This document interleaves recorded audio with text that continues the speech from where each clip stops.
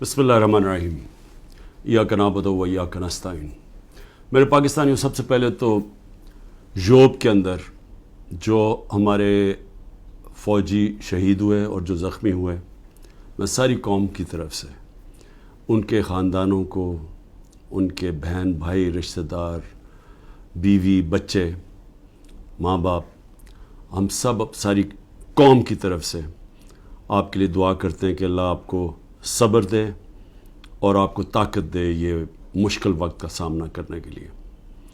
اور میں یہ بھی مجھے جب میں سنتا ہوں کہ کرم میں بھی کچھ انتشار ہے اور ہمارے پختونخوا میں خاص طور پہ پولیس کے اندر کافی اس سال کافی شہادتیں ہوئی ہیں، تو میں صرف آج ایک بات کہنا چاہتا ہوں کہ میں نے جنرل باجوہ کو جب افغانستان کے اندر پتہ تھا کہ امریکی وہاں سے نکلنے لگے ہیں، تو میں تب سے ان کو کہہ رہا تھا کہ مجھے خوف ہے پاکستان کی سیکیورٹی کا ایشو، کہ اگر وہاں سول وار ہوگی افغانستان میں تو اس کا سارا فال آؤٹ پاکستان میں آئے گا۔ میں اپنی کیبنٹ کو بتاتا رہا، ساری میری کیبنٹ گواہ ہے کہ میں ان سب کو کہتا تھا کہ جو 21 اور 22 کی سردیاں وہ ہمارے لیے بہت اہم، کرٹیکل ہیں، مشکل ہیں، سب کو میں بتاتا تھا۔ اور میں نے جب جنرل فیض کی بات کی اور جنرل باجوہ کو میں نے سمجھایا کہ صرف جنرل فیض کو سردیوں تک اس لیے رکھنا چاہتا ہوں کہ وہ 5 سال سے وہ سیکیورٹی چیف ہیں، انٹیلیجنس کے چیف تھے پاکستان میں، ان کے رابطے تھے افغانستان کے طالبان سے بھی، دوسری حکومت سے بھی، اور ان کا ہونا اس وقت بڑا ضروری تھا جب یہ چینج اوور ہو رہا ہو۔ تو میں نے کبھی بھی یہ نہیں سوچا تھا کہ آرمی چیف جنرل فیض کو میں نے بنانا ہے، کیونکہ مجھے تو پتہ ہی نہیں تھا باقی کون تھے جو رننگ میں تھے۔ لیکن یہ جنرل باجوہ نے اپنی ان کو لوگوں کو بتایا ہوا تھا کہ عمران خان نے فیصلہ کیا ہوا ہے، ان کو میرے خلاف کیا۔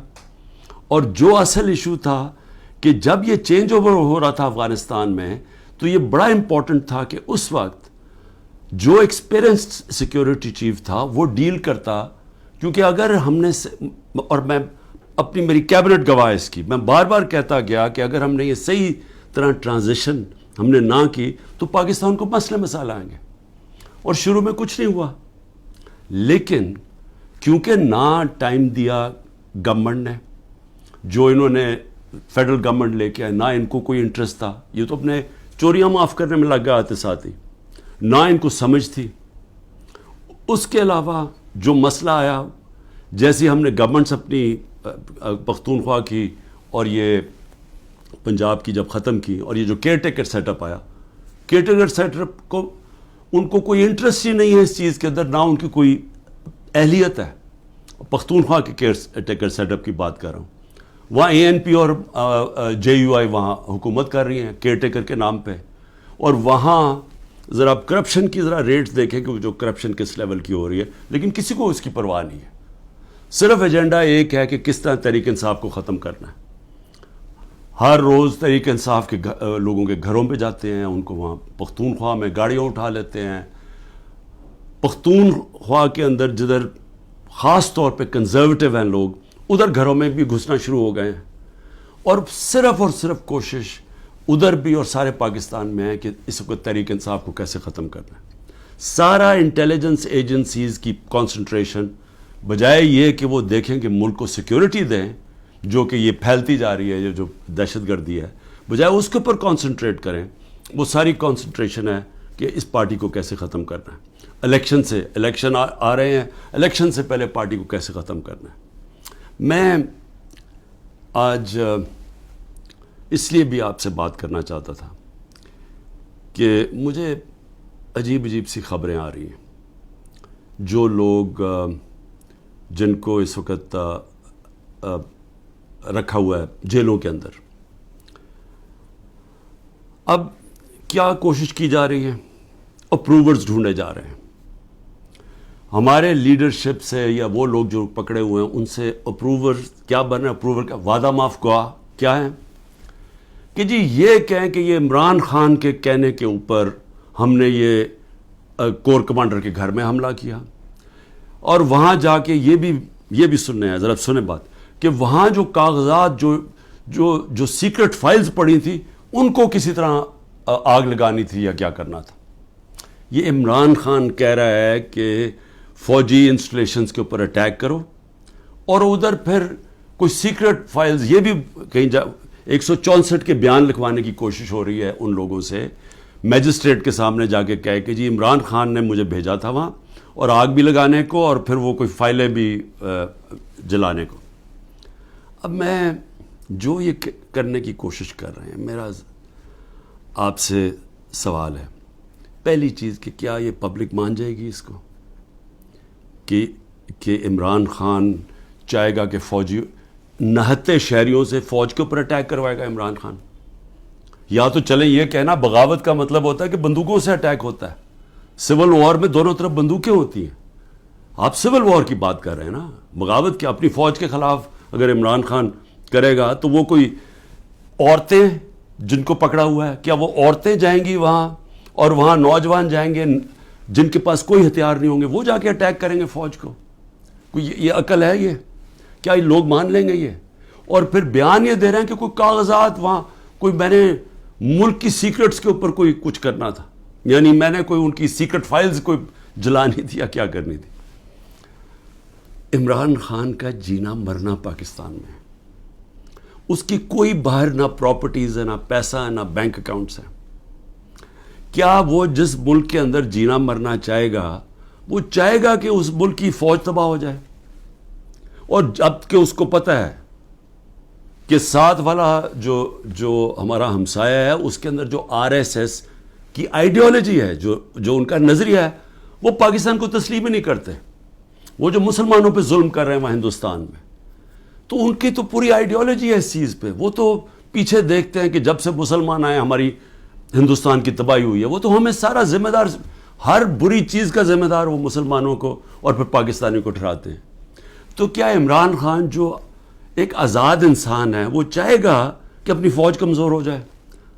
اور فوج کمزور ہونے کا مطلب کہ ملک پھر ٹوٹ جائے, کیونکہ اتنا بڑا جو ہمارا ہمسایہ جو مضبوط ہوتا جا رہا ہے, تو ان کے تو آپ تھنک ٹینکس میں دیکھیں, ان کے تو تھنک ٹینک کہتے ہیں کہ پاکستان کو 3 حصے میں کر دو. سو پہلے تو یہ جو 164 کا بیان ہے, یہ اگر لکھوا بھی لیں گے لوگوں سے, کیا یہ قوم مان جائے گی؟ کیا 9 مئی کا قوم مان گئی ہے کہ یہ عمران خان نے ساری سازش کی تھی, یعنی اپنے اوپر یہ حملہ کروایا پہلے کمانڈو سے, اور اپنے آپ کو پھر اس نے جیل میں ڈلوایا, اور پھر وہ سارا پلان کے تحت اس نے فوج کے اوپر حملہ کروا دی؟ کیا یہ قوم مان گئی ہے؟ یہ جو سازش ہے, بغاوت ہے, یہ قوم مان گئی ہے کہ عمران خان بہت بڑا غدار ہے؟ اور اگر آپ نے چیک کرنا ہے تو اوپینین پولز دیکھ لیں, سرویز اٹھا کے دیکھ لیں, کوئی سروے اٹھا کے دیکھ لیں, دکانوں میں نکل جائیں, بازاروں میں پوچھیں کہ کیا یہ واقعی عمران خان نے بغاوت کی تھی؟ اور میں آپ کو اس لیے یہ کہہ رہا ہوں کہ دیکھیں, جو پبلک اوپینین ہے وہ اس طرح کنٹرول نہیں ہو سکتا. آپ پروپیگنڈا سے پبلک اوپینین کو نہیں کنٹرول کر سکتے. کہ یہ اگر 164 کا بیان آ بھی جائے گا, عمران خان کو جیل میں بھی ڈال دیں گے, سزا بھی دلوا دیں اس کو, سالوں میں جیل میں رکھ لیں, کیا قوم مان جائے گی اس کو؟ کیا دنیا مان جائے گی؟ کیا جو بیرون ملک پاکستانی ہمارا سب سے بڑا اثاثہ بیٹھا ہوا ہے, 1 کروڑ پاکستانی باہر بیٹھا ہوا ہے, جن کی دولت سارے 25 کروڑ پاکستانیوں سے زیادہ ہے, اور وہی پھر سے میں کہتا ہوں, جب انشاءاللہ اس ملک کو ہم اٹھائیں گے ایک دن, تو وہ ان کی انویسٹمنٹ آئے گی جو بچائے گی شروع میں پاکستان کو, اور پھر دنیا سے انویسٹمنٹ آئے گی. تو میں ایک تو یہ کہنا چاہتا تھا کہ یہ, اور کئی لوگوں کے اوپر تشدد کیا گیا ہے, بری طرح تشدد کیا گیا, اور صرف یہ بیان دلوانے کے لیے. اس کے علاوہ جو ہمارے سینئر لوگوں کو رکھا ہوا ہے جیلوں کے اندر ابھی تک, ان سے صرف وہ کہ جی بس بیٹھ کے کہہ دے کہ میں تحریک انصاف چھوڑ رہا ہوں. پھر ایک اور سازش چل رہی ہے, وہ کیا ہے؟ سازش یہ ہے جی کہ ہمارے اندر لوگ چھوڑے ہوئے ہیں, ہماری اپنی پارٹی کے, اور وہ جو انہوں نے, جن کو انہوں نے توڑ لیا, جن کو انہوں نے کہلوا دیا کہ جی اب تو عمران خان کے اوپر کانٹا ڈال گیا, اس نے تو آنا نہیں ہے, تو وہی لوگ جا کے ہمارے لوگوں کو, جو ہمارے ٹکٹ ہولڈرز ہیں پنجاب میں, یا جو ہمارے ایکس ایم پیز ہیں, ان کو جا کے کہہ رہے ہیں کہ جی اب عمران خان نے تو آنا نہیں ہے. اس کے اوپر تو فیصلہ ہو گیا کہ اس کے اوپر تو ہم نے کانٹا ڈال دیا، تو اس نے آنا نہیں ہے، پارٹی بھی ختم ہو جائے گی اب. تو اس لیے بہتر یہ ہے کہ آپ ایک اور کسی، یا یہ جو پی ڈی ایم کی پارٹیز میں چلے جائیں، یا جو بھی ہم نے نئی کوئی پارٹی بنائی اس کے ساتھ چلے جائیں. یہ ایک پروپیگنڈا چل رہا ہے ہمارے لوگوں کو. لیکن میں آج سوال پوچھتا ہوں کہ کیوں نہیں پارٹی ٹوٹ رہی؟ کیوں نہیں وہ لوگ جن کے گھروں پہ حملے ہو رہے ہیں، ان کے بیوی بچوں کے اوپر حملے، ان کو بھی نہیں بخش رہے، ان کے بہنیں، ان کے رشتہ دار، ان کے بزنسز، ان کو نہیں بخشا جا رہا؟ وہ ہو رہا ہے پاکستان میں جو میں کبھی بھی نہیں سوچتا تھا کہ ہماری ملک میں ہو سکتا ہے. نہ کوئی ہماری روایتوں کی کوئی فکر کرتا ہے، نہ جو ہمارا دین، جو نبی صلی اللہ علیہ وسلم کی سنت تھی، حکم دیتے تھے کہ جنگ پہ جاؤ تو عورتیں بچے بوڑھوں کو، آپ نے دشمنوں کے عورتیں بچے بوڑھوں کو ہاتھ نہیں لگانا. یہاں نہ بوڑھے دیکھے جاتے ہیں، ماں باپ نہ دیکھے جاتے ہیں، نہ بچے دیکھے جاتے ہیں، نہ عورتیں. میری بہن، میری 3 بہنیں، ان تینوں کے کچھ نہ کچھ ان کے اوپر، ایک بہن کے اوپر کرپشن کیسز ڈالے ہوئے ہیں، دوسرے کے بیٹے کے اوپر FIR کاٹ دیے ہیں، ایک کے اوپر ایک کا بیٹا باہر چلا گیا ہے، پاکستان سے باہر چلا گیا.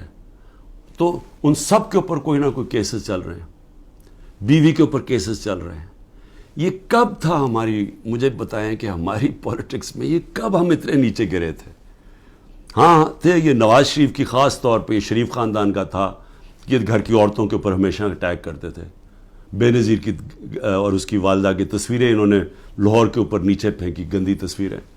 انہوں نے وہ جو ویڈیو ٹیپس، مریم ماہر ہے ٹیپس کے اوپر، وہ ٹیپس بنا لیتے ہیں، بلیک میل کرتے ہیں. یہ تو تھا ان کی روایت پرانی. لیکن یہ ہماری اس قوم کے اندر، ہمارے کبھی بھی ویلیو سسٹم میں اس طرح ہم کبھی بھی نہیں گرے تھے. اس کے علاوہ لوگوں کو اغوا کیا ہوا ہے. اور میں یہ ذرا بتا دوں کہ ہمارا اظہر ماشوانی، ہمارے سوشل میڈیا کا، اس کا بھائی کو 2 مہینے سے اٹھایا ہوا ہے. ہمارا جو علی اوان ہے، ہمارے اسلام آباد سے جو MN ہے، ان کے بھائی کو، وہ ایک پروفیشنل ہے، اس کا تعلق ہی کوئی پارٹی سے نہیں ہے، اس کو اغوا کر کے لے گئے. شہزاد اکبر جو انگلینڈ گیا ہوا ہے، اس کے بھائی جو کہ نارمل نہیں ہے، اب نارمل ہے اس کا بھائی، اس کو اٹھا کے لے گئے، وہ غائب کیا ہوا ہے. یہ سب غائب کیے ہوئے ہیں. جب عدالت میں جاتے کہتی تھی پیش کرو، پولیس کہتی جو ہمیں پتہ ہی نہیں کدھر گئے. اعظم خان جو میرے پرنسپل سیکرٹری تھے، ان کو اٹھا کے غائب کر دیا ہے. اور کوشش کیا ہو رہی ہے اس کو اپروور بنانے کی، جی عمران خان کے خلاف کوئی سٹیٹمنٹ دیں کہیں نہ. تو شہزاد اکبر جو انگلینڈ میں بیٹھا، اس کو میسیجز آ رہی ہیں ہم سب کچھ چھوڑ دیں گے اگر تم عمران خان کے خلاف اپروور بن جاؤ کہ اس کے خلاف کوئی سٹیٹمنٹ دے دو. اور عمران ریاض، اب اس کا کیا تعلق تھا 9 مئی کے ساتھ؟ وہ غائب کیا ہوا ہے. اس کو بھی عدالت کہہ رہی ہے اس کو بلاؤ، وہ بھی نہیں آ رہا. یعنی کب پاکستان میں ایسے ہوا تھا؟ کون سے ایک ملک جو کہتا ہے، ابھی بھی ہم کہتے ہیں ہم جمہوریت ہیں، کس ملک کے اندر اس طرح کی نہ عدالتوں کی سنی جاتی ہے، نہ لوگوں کے فنڈامنٹل رائٹس کی کسی کو کوئی پرواہ ہے؟ جو مرضی طاقتور جو فیصلہ کرتا ہے، جو وہ سمجھتا ہے وہ کرنا چاہے وہ کر سکتا ہے. تو میرا سوال یہ ہے کہ جو بھی طاقت میں بیٹھے ہوئے ہیں، جو یہ سب کچھ کروا رہے ہیں، میں آپ سے ایک سوال پوچھتا ہوں کہ کبھی آپ نے سوچا ہے کہ اتنا زیادہ کسی کے، ایک پارٹی کے اوپر آپ زور لگائیں اور ظلم کریں اور وہ پھر پارٹی نہ ٹوٹے؟ پنجاب کے اندر کتنے ٹکٹ ہولڈرز توڑ لیے ابھی تک؟ 297 ہیں ٹکٹ ہولڈرز، ان میں سے 40-50 توڑے ہیں. باقی کیوں نہیں ٹوٹ رہے؟ سب گھروں میں سے نکلے ہوئے ہیں، انہوں نے اپنی فیملیز کو گھروں سے نکال دیا ہے، سب چھپے ہوئے ہیں، بزنسز ان کی بند ہے، وہ ٹوٹ کیوں نہیں رہے؟ سوال پوچھا اپنے آپ سے کہ اتنا ہی زور لگایا، ابھی پختونخوا کے اندر پوری کوشش ہو رہی ہے، کیوں نہیں ٹوٹ رہے؟ وہ اس لیے نہیں ٹوٹ رہے. اور میں بڑے ادب سے اپنے پاور بروکرز کو کہنا چاہتا ہوں کہ بڑا غور سے میری بات سنیں. میں 27 سال سے پولیٹکس میں ہوں، 0 سے پارٹی شروع کی. کوئی میری پولیٹیکل بیک گراؤنڈ نہیں تھی، میرے کوئی والد یا میرے وہ نانا دادا کوئی پولیٹکس میں نہیں تھے. میں نے زیرو سے شروع کیا اور آہستہ آہستہ پبلک کو اپنے ساتھ جوڑا، جو بڑی دیر لگی، اور آہستہ آہستہ آہستہ آہستہ پارٹی بنائی. کسی نے اس طرح کی پارٹی نہیں بنائی. ذوالفقار علی بھٹو پہلے 8 سال ایک ملٹری ڈکٹیٹر کے منسٹر رہے تھے، اور پھر رائٹ لیفٹ کی سیاست کی ساری پولیٹکس ختم کر دی تھی. ایوب خان نے ایبڈو لگا دیا تھا، سارے پولیٹیکل پارٹیز بین کر دیا تھا. اس کے اندر ذوالفقار علی بھٹو نے پھر پیپلز پارٹی بنائی، اور ان کو بھی 4 سال لگے اور وہ پھر پاور میں آ گئے. اور اس کے علاوہ باقی کسی کا باپ پارٹی تھا، کسی کا دادا تھا، کسی کا نانا تھا. ایک نواز شریف نے وہ کس طرح پارٹی بنائی. جنرل ضیاء نے فیصلہ کیا، جنرل جیلانی نے ریکویسٹ کی کہ جی یہ بڑا اچھا بچہ ہے، اس کو لے آئیں. والد صاحب نے کہا کہ جی اور کسی کام کا نہیں تو چلو اس کو پالیٹکس میں ڈال دو. وہ پالیٹکس میں آ گیا. اس کو مینوفیکچر کیا گیا. جی ایچ کیو کے اندر نواز شریف مینوفیکچر ہوا. ایک ٹیسٹ ٹیوب بیبی پیدا کی گئی پالیٹکس میں. وہ اس طرح پالیٹکس میں آیا تھا. تو تجربہ، میں صرف یہ کہہ رہا ہوں کہ جس آدمی نے زیرو سے پارٹی شروع کر کے 2 پارٹی سسٹم بریک کر کے آج اللہ کا کرم ہے سب سے بڑی پارٹی ہے پاکستان میں، تو کم از کم میرے ویوز ہی سن لیں. کیونکہ یہ جو بھی آپ حربے استعمال کر رہے ہیں یہ آپ کامیاب نہیں ہونے لگے. یہ آپ ملک کی تباہی کریں گے لیکن آپ کامیاب نہیں ہوں گے. کیونکہ دیکھیں، جب ایک آئیڈیا، اور یہ پالیٹکس یہ 90 کی دہائی کی پالیٹکس نہیں ہے. 90 کی دہائی میں پالیٹکس کیا تھا؟ الیکٹیبلز تھے. اسٹیبلشمنٹ انہوں نے ایک طرف ایک پارٹی کا ساتھ دیتی تھی، الیکٹیبلز تھوڑے ادھر چلے جاتے تو وہ پارٹی جیت جاتی تھی. یہ تھی 90 کی دہائی کی پالیٹکس. اور پھر یہی آگے جب جنرل مشرف نے کیا کیا، پہلے 2/3 اکثریت والی نون لیگ، ان کو کوئی تشدد نہیں کیا گیا. ان کو کسی صوبے دار کا بھی ٹیلی فون آتا تھا نا تو وہ سیدھا کاف لیگ پہ چلے جاتے تھے. کوئی مشکل نہیں تھی، کوئی بزنسز نہیں بند ہوئی، کوئی جیلوں میں نہیں ڈالا. ساری کی ساری نون لیگ کاف لیگ پہ چلی گئی. اور اگر وہ جو باقی، میں پھر سے کہتا ہوں، جو بچے ہوئے تھے نون لیگ والے، اگر ان کے اوپر 5% بھی وہ تشدد کرتے جو ہمارے پہ ہو رہا ہے، انہوں نے بھی کاف لیگ میں چلے جانا تھا. تو وہ پالیٹکس، وہ زمانہ چلا گیا ہے.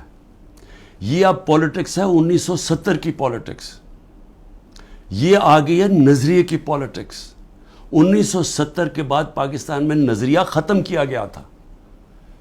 جنرل ضیاء الحق نے نان پارٹی بیس الیکشن کروا کے نظریہ ختم کر دیا تھا. وہ جو 1970 کے اندر جو نظریاتی پالیٹکس تھی، اس نے سارے پرانے پولیٹیکل ہاؤسز کو اڑا دیا. ویسٹ پاکستان میں ذوالفقار علی بھٹو نے، اور ایسٹ پاکستان میں مجیب الرحمان نے. صرف نظریہ جیتا تھا. یہ آ گئی ہے نظریاتی پالیٹکس. یہ جو ہمارے لوگ ہیں وہ اتنی مشکلات کے بغیر کیوں نہیں چھوڑ رہے؟ کہ ان کو پتہ ہے کہ جب وہ چھوڑیں گے ان کی پالیٹکس ختم ہو جائے گی. ان کو پتہ ہے کہ ووٹر جو نیچے بیٹھا ہوا ہے، وہ ووٹر کہہ رہا ہے کہ اگر آپ نے تحریک انصاف کے ٹکٹ کے اوپر نہ لڑے ہم آپ کو ووٹ نہیں دیں گے. وہ لوگ کہہ رہے ہیں جن کے اپنے ووٹ بینکس ہیں، ان کا اپنا ووٹ بینک کہہ رہا ہے کہ آپ کو صرف ہم تب جتائیں گے جب آپ تحریک انصاف پہ کھڑے ہوں گے. تو قوم کے دل تو اللہ کے ہاتھ میں ہے. اللہ جب لوگوں کے دل بدل دیتا ہے تو انگریزی میں پھر فریز آ جاتا ہے کہ an idea whose time has come. No number of armies can destroy an idea whose time has come. جتنی مرضی فوجیں ہوں، وہ جب ایک نظریے کا وقت جو اللہ ڈالتا ہے دلوں میں، جب وہ آ جاتا ہے آپ کچھ نہیں کر سکتے. آپ جو بھی کریں گے وہ بیک فائر کرے گا. 14 مہینے سے کوشش کیا جا رہا ہے کہ نظریہ کو ختم کرنے کا، اور 14 مہینے سے کوئی سروے کروا لیں، آپ کو بار بار ایک ہی رزلٹ آئے گا کہ لوگ اور زیادہ تحریک انصاف کے ساتھ آ گئے. اس لیے میری ریکویسٹ یہ ہے کہ یہ پولیٹیکل انجینئر سے ملک کو تباہ کر رہے ہیں. اس وقت ضرورت ملک کو پولیٹیکل سٹیبلٹی کی ہے. پولیٹیکل انجینئرنگ کے جی سارے بندر بانٹ کر دو، یہ چھوٹے چھوٹوں کو کسی کو یہ دے دو اور سیٹیں بانٹ دو پارٹیز کے بیچ میں تھوڑی تھوڑی، اور اپنے بھی لوگوں کو، اور پھر الیکشن کمیشن کے ساتھ دھاندلی کر کے جتا دو. یہ ملک کو ڈی سٹیبلائز کرے گا، یہ سٹیبلٹی نہیں لے کے آئے گا. اس میں بجائے سیاسی استحکام آنے پہ، جس کی وجہ سے معاشی طور پہ استحکام آئے گا، یہ الٹا ہو جائے گا. اس سے ملک تباہی کی طرف جا رہا ہے. اور میں وہ پاکستانی ہوں، پھر سے میں ریپیٹ کرتا ہوں، میں نے یہ ملک کے چھوڑ کے نہیں جانا، میں نے اس ملک کے ساتھ یا اوپر جاؤں گا یا نیچے جاؤں گا. میں وہ پاکستانی آپ کو ایک ملک کی خاطر کہہ رہا ہوں کہ یہ راستہ نہ پکڑیں جس طرف ہم جا رہے ہیں، یہ ظلم نہ کریں. اس کا کوئی فائدہ نہیں ہونے لگا سوائے ملک کو نقصان ہونے لگا. اور یہ اگر خیال ہے اب تک آپ کا کہ میں اس پریشر میں آ جاؤں گا، یہ جو 180 کیسز ہیں 200 کر دیں، کیسز جیل میں ڈال دیں، ڈسکوالیفائی کر دیں، اس سے مجھے کوئی فرق نہیں پڑے گا، کیونکہ میں نے تو جو بھی ہوگا میں تو اپنے نظریے کے ساتھ کھڑا ہوں. لیکن یہ انجینئرنگ سے ملک کو وہ نقصان ہوگا جو ہماری معیشت کوئی بھی نہیں سنبھال سکے گا، اور وہ سب کے ہاتھ سے نکل جائے گی. تو ابھی بھی میں آخر میں یہ کہنا چاہتا ہوں کہ اگر یہ کہا جا رہا ہے جی کہ لیول پلینگ فیلڈ تب ہوگی جب نواز شریف آ جائے گا، تو ساروں کی تو کرپشن کیسز ختم کر دیے ہیں، تو رہ کیا گیا اب؟ تو اس کو بلا لیں واپس. وہ کیوں نہیں آ رہا پاکستان؟ چوری کر کے جیل کی سزا، جیل کی 10 سال کی سزا ملی ہوئی ہے، وہ اپنی کہتا ہے جی میری طبیعت نہیں ٹھیک، میں نے مر جانا ہے اگر مجھے برطانیہ نہ بھیجا، اس کو باہر بھیج دیا. یہ پرائم منسٹر نے عدالت میں ایفیڈیوٹ دیا اور ابھی تک کوئی ایکشن نہیں لیا. اور وہ وہاں بیٹھا ہوا اور وہاں جا کے پالیٹکس کر رہا ہے اور آرام سے زندگی انجوائے کر رہا ہے، انتظار کر رہا ہے کہ جب تک عمران خان جیل میں نہیں جاتا، پی ٹی آئی ختم نہیں ہوتی، وہ آتا نہیں. میں کہتا ہوں اس کو واپس بلا لیں، کیونکہ معاف تو ساروں کو کر ہی دیا ہے، اب تو کوئی کرپشن ایشو ہی نہیں گیا. اور میں صرف یہ کہتا ہوں کہ صرف یہ میرا ایک چیلنج ہے کہ جس حلقے سے بھی وہ کھڑا ہوگا میں اس حلقے سے کھڑا ہوتا ہوں، اور میں کوئی کیمپین بھی نہیں کروں گا. یہ ڈر ہے نا کہ عمران کو جیل میں ڈال دو، میں کیمپین بھی نہیں کرتا. لیکن میں آج آپ کو پاکستان کی عوام کی فیلنگ بتا رہا ہوں کہ یہ ملک بدل چکا ہے. یہ ملک کبھی بھی اس طرح کے لوگوں کو اب ووٹ نہیں دے گا. قوم کو سوشل میڈیا نے بدل دیا ہے، بچے کے اندر شعور آ گیا ہے. وہ چلے گئے دن جب جس کے اوپر شفقت کا ہاتھ اسٹیبلشمنٹ کا آتا تھا وہ جیت جاتا تھا. یہ آپ کو پچھلی جولائی کے اندر جب پنجاب کے الیکشنز ہوئے پتہ چل جانا چاہیے تھا کہ لوگوں کی موڈ کدھر جا رہی ہے. وہ اگر جولائی میں پورے جو اسٹیبلشمنٹ کی پوری مدد کیے بغیر کے ساتھ، اس کے باوجود الیکشن کمیشن کی پوری مدد، اگر اس کے باوجود ہار گئے تو اب کیا ہوگا ان کے ساتھ؟ تو اس لیے ان لوگوں کو جو اپنی اب سیاسی موت دیکھ رہے ہیں اور جو اسٹیبلشمنٹ کے پیچھے چھپ رہے ہیں، جن کو کوئی فکر نہیں ہے کہ ملک کو کیا ہوتا ہے، کیونکہ ان کے پیسے باہر پڑے ہیں، ان کے تو ڈالرز میں پیسے پڑے ہوئے ہیں، ان کو تو فرق نہیں پڑنا. تو یہ آڑ لے کے بیٹھے ہوئے ہیں کہ ہمیں اسٹیبلشمنٹ کسی طرح پی ٹی آئی کو ختم کرے تاکہ جناب یہ ان کے پھر جو 30 سال سے پیسہ کھا رہے ہیں ملک کا اور باہر بھیج رہے ہیں، یہ اپنے وہ دھندے پہ لگ جائیں. یہ ان کی ہے. لیکن جن لوگوں کا جینا مرنا پاکستان میں ہے ان کو تو سوچنا چاہیے کہ یہ تباہی کی طرف ملک کو نہ لے کے جائیں. پاکستان زندہ باد.